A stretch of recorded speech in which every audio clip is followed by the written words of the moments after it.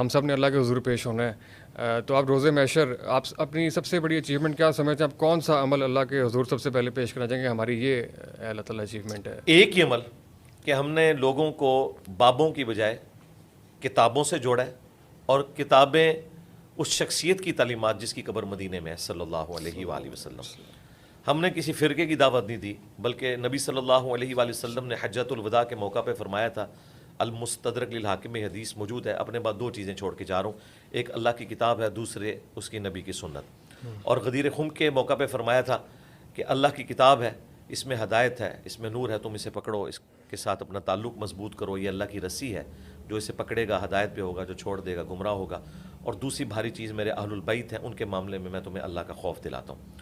تو ہم نے لوگوں کو کتاب اللہ سنت کے ساتھ جوڑا ہے، اہل البیت کے ساتھ جوڑا ہے، ان تعلیمات کے ساتھ جوڑا ہے جو کامن تھی ہماری۔ اگر میں نے کوئی اپنی کتاب لکھ کے کسی کو تھمائی ہوتی تو کوئی کہہ سکتا تھا کہ یہ اس کی تعلیمات ہیں۔ یہ وہی کتابیں ہیں جو صدیوں سے مسلمانوں کے ہاں اسٹیبلشڈ ہیں، اہل سنت کی مین سٹریم کی کتابیں، قرآن کے بعد بخاری، مسلم، ابو داؤد، ترمذی، نسائی، ابن ماجہ۔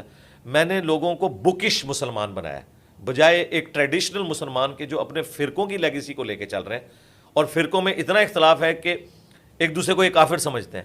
ہم کسی کو کافر نہیں سمجھتے، ہم علمی اختلاف کرتے ہیں، نمازیں ساروں کے پیچھے پڑھتے ہیں، چندے سب کو دیتے ہیں، اپنی کوئی مسجد نہیں بنائی، کوئی چندہ بک نہیں بنائی، کوئی مدرسہ نہیں بنایا، کوئی فرقہ لانچ نہیں کیا، کہا یہ ہمارے بھائی ہیں۔